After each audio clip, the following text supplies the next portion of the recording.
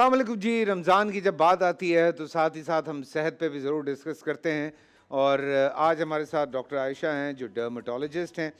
मेरे सामने बैठी हैं। अस्सलाम वालेकुम, वालेकुम अस्सलाम। Welcome on the show. Thank you so much, thank you. और सेहत के हवाले से बात होती है, ख़ास तौर से ख़वातीन जी, बड़ी जी। परेशान होती हैं रमज़ान में कि हमारी स्किन का पता नहीं क्या हाल हो जाएगा।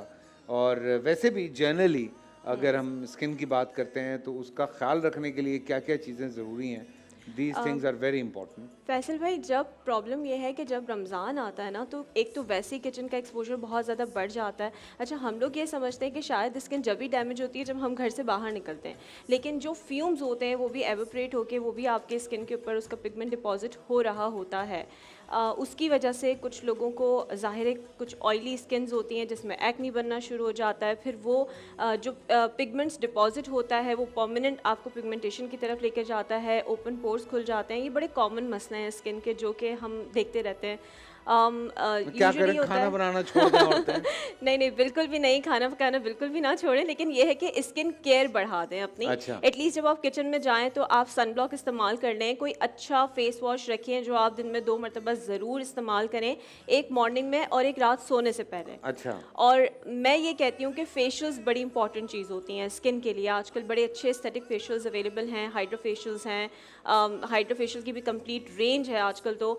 जितना अच्छा आप फेशियल करवाना चाहते हैं उतने अच्छे आपके रिजल्ट आपको मिल जाते हैं। और स्किन की डीप क्लिनजिंग बड़ी ज़रूरी है। जब राइट। स्किन के अंदर से डेब्री निकलता है तो खुद ब खुद स्किन के सारे मसले हल होना शुरू हो अरे जाते हैं। भाई, सासें ताने दे दे के मार देंगी बहुओं को कि तुम खाना पकाने के बाद 1 घंटा तो बाथरूम में लगा देती हो। हैं? तो अच्छा नहीं, अब मैं एरा मज़ाक कर चेंज रहा हो हूँ। गया है। हाँ, अब हमारे क्लिनिक के ऊपर सासे बहुओं को लेकर आ रही होती क्या है, बात बल्कि है। अपनी बेगमात जो हैं वो अपने हस्बैंड्स को लेकर आ रही होती हैं। सो वेरी गुड, ये अच्छी अच्छी बात चीज़ है। हो गई है। नहीं, अब देखिए हम एज़ एज़ यू नो मैं भी जब प्रोग्राम करता था, मैं बहुत सारे लोगों को ये समझा रहा होता था बॉयज़ को।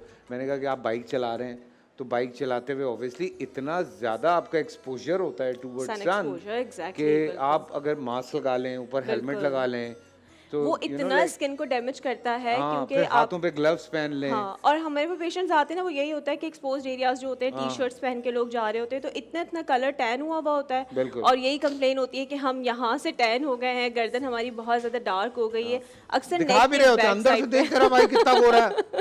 लेकिन सॉरी, लेकिन हकीकत यही है। समटाइम्स रोकना पड़ता है। जी जी जी जी। हाँ, अंदर देखे कितना गोरा हूँ मैं, लेकिन बस वो क्या करें, बिल्कुल। थोड़ा-सा अगर हम अपना ख़्याल कर लें, गले में रुमाल बाँध लें, अच्छा बड़े और बड़े अच्छे सनब्लॉक लगा मास्क आते लें, हैं, सनब्लॉक लगाएँ। सनब्लॉक्स लगाएं, आप मॉइस्चराइजर्स हाँ, लगाएं, सनब्लॉक से स्क्रब्स हैं कितनी बहुत बचत हो अच्छे। जाती है? 97% आपकी सेविंग हो जाती है अप अगर टू आप प्रॉपर 50% लगाते एसपीएफ हैं। वाला, हम लोग जहाँ पे रहते हैं ना, यहाँ पे SPF 60 अबव होना चाहिए। 60 अबव। जी बिल्कुल, अगर आप 90 यूज़ करते हैं, 100 यूज़ करते हैं तो वो और भी अच्छी बात है। अच्छा, बेसिकली सन ब्लॉक की जो मिस्टेक करते हैं लोग वो ये करते हैं कि हम तो सुबह में लगा के निकलते हैं, हम तो सन ब्लॉक्स लगाते हैं। अच्छा, जब आप उनसे पूछें कि आप कितनी बार रिपीट करते हैं तो बस वो मॉर्निंग में लगा के निकलते हैं। बेसिकली सन ब्लॉक चाहे दुनिया भर का कोई सा भी सन ब्लॉक हो, हाँ, 2 घंटे के बाद आपको रीअप्लाई करना होता है स्किन के ठीक ऊपर, है। क्योंकि ज़ाहिर है उसका इम्पैक्ट ख़त्म हो जाता अच्छा, है। बहुत सारी अभी मैं ब्रांड्स चेक कर रहा था, उसमें स्प्रे वाले सनब्लॉक भी आ गए हैं, स्पेशली फॉर गर्ल्स बिल्कुल। जिन्होंने मेकअप किया हुआ जी होता जी है, जी जी। तो उनके लिए वो स्प्रे वाले आ गए हैं। कॉम्पैक्स फॉर्म में भी हैं, हाँ, स्प्रे फॉर्म में भी हैं, जेल फॉर्म में भी हैं। हमारे पास एक ऐसा सन ब्लॉक है जो कि हम जेल फॉर्म में होता है और वो आप मेकअप के ऊपर भी लगा सकते हैं। अच्छा, जी, लेकिन अगेन आपको 2-2 घंटे के बाद रिपीट करना ज़रूरी है। तो जो लड़कियां मेकअप करती हैं या मजबूरी है कि आपने बेस लगाई हुई है और आपका ऑफिस वर्क ऐसा है, तो आप स्प्रे फॉर्म में ले लें, कॉम्पैक्ट फॉर्म में यूज़ कर ठीक लें, है। आप जेल फॉर्म में यूज़ कर लें। There are so many options, लेकिन आप एटलीस्ट इस्तेमाल करें। डर्मेटोलॉजी में मैं कहता हूँ कि इस वक्त बड़ा बूम आया हुआ है, बड़ी नई नई प्रोडक्ट्स आ रही हैं, बड़ी नई नई चीज़ें आ रही हैं। सो उस हवाले से भी मेरे ख्याल से बात होनी चाहिए कि क्या ऐसी नई इन्वेंशन आई है कि जो है वो स्किन बड़ी ज़बरदस्त हो जाती है जिससे। वैसे भी देखें, डर्मेटोलॉजी जो है वो एक बड़ी वास्ट फील्ड है। और मैं कंसल्टेंट डर्मेटोलॉजिस्ट भी हूँ और उसके साथ भी मैंने एस्थेटिक्स भी किया हुआ है। सो एस्थेटिक्स के अंदर जो है वो हमारी बड़ी सारी न्यू चीज़ें, ट्रीटमेंट्स इंट्रोड्यूस हुए हैं। अभी मैंने रिसेंटली हमने कोई 2 to 3 years बैक हमने एक ट्रीटमेंट इंट्रोड्यूस कराया था पाकिस्तान में। वो इंजेक्टेबल कोलेजन है and this is for the first time जो कि हमने इंट्रोड्यूस करवाया था। और उसके इतने बेहतरीन रिजल्ट्स मिलते हैं कि मुझे ऐसा लगता है कि अब बोटॉक्स फिलर की जो रिस्पॉन्सिबिलिटी है वो कम होती जा रही है, क्योंकि पहले ये होता था कि हल्की सी भी कोई फाइन लाइन आती थी या ज़रा से भी कोई आपको लगता था तो लोग फ़ौरन से बोटॉक्स के ऊपर जाते थे या फिलर्स के ऊपर जाते थे। अब जो है वो एरा चेंज हो रहा है, दुनिया भर कोलेजन के ऊपर शिफ्ट हो रही है। सो मुझे ऐसा लगता है कि जो एक न्यू इन्वेंशन है जिसमें बेहतरीन इन्वेंशन है वो कोलेजन की है।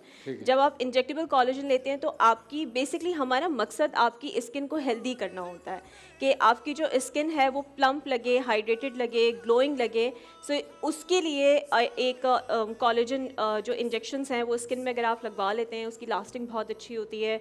आप 1 साल के बाद उसको रिपीट करवाएं। मैंने ये देखा है कि लोगों के बहुत सारे मसले एट अ टाइम उस इंजेक्शन से रिजॉल्व हो रहे हैं। अच्छा, रमज़ान में ज़्यादातर ख़वातीन या लड़के या मर्द हज़रात पानी ज़रा कम इस्तेमाल होता है जी, जी, जी। रमज़ान में, उसकी वजह से स्किन सैगिंग बहुत ज़्यादा हो जाती है।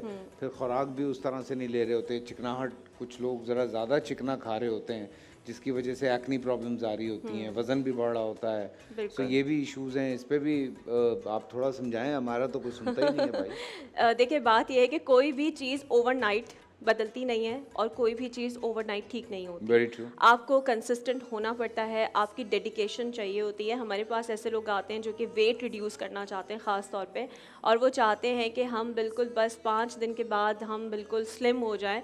So it's not possible. आपकी डेडिकेशन चाहिए होती है, आपको अपना फूड कंट्रोल करना पड़ता है, वाटर इनटेक अच्छा रखना होता है, साथ में फ्रेश जूसेस भी आपने लेने होते हैं ताकि आपकी स्किन भी हाइड्रेटेड रहे। और इसके साथ साथ हमारे कुछ ऐसे ट्रीटमेंट्स होते हैं जिसको अगर हम मर्ज कर दें, जैसे कि हमारे पास कैविटेशंस होती हैं, फैट फ्रीजिंग होती हैं जो आपके बॉडी पार्ट्स को कम करती हैं। न्यू स्कल्प्ट एक ट्रीटमेंट है जो कि बॉडी पार्ट्स को आपके ना सिर्फ कम करता है बल्कि टाइटन अप भी करता है। अक्सर लोगों को आपने देखा है कि जब वो जिमिंग करते हैं तो जिमिंग के बाद बॉडी थोड़ी सी लूज़ हो जाती है, फैट तो चला जाता है लेकिन पर्टिकुलर एरिया के ऊपर स्किन की लूजनिंग हो जाती है। सो वो उसको टाइटन अप कर देते हैं। सो मेरा यही कहना है कि आप जो कुछ भी कराना चाहते हैं एटलीस्ट सबसे पहले ये कि आप अपने लिए कराएं, किसी दूसरे के लिए ना कराएं। अक्सर लोग ये कहते हैं वो हम दूसरे हमें नोटिस करके कुछ नहीं कह रहे। तो बेसिकली आप खुद से अपने लिए जो चीज़ करवाते हैं वो ज़्यादा अच्छे तरीके से होती है। और प्लस ये कि आप जो भी करवाना चाहते हैं अपने आप को टाइम दें। एटलीस्ट 3 to 4 मंथ्स लगते हैं किसी भी ट्रांसफॉर्मेशन। हमारे यहाँ यही मसला है, वो आलिम भी बैठ के यही शिकायत कर रहे होते हैं कि बस हमें कोई ऐसा वजीफ़ा बता दें कि ये जल्दी से बस ये हो जाए। तो ये जल्दी में कुछ भी नहीं होता भाई। एग्जैक्टली। जल्दी में कुछ नहीं होता, जल्दी में सिर्फ खराबी होती है, बिल्कुल, और कुछ नहीं होता। Very true. Thank you so much for coming. Thank you so much. Nice meeting you. और बड़ी अच्छी, आई होप कि कोई मैसेज गया हो, लोगों को समझ आई हो। ऐसी छोटी छोटी कुछ बातें होती हैं, किसी की समझ में कोई बात आ जाए, अल्लाह करे।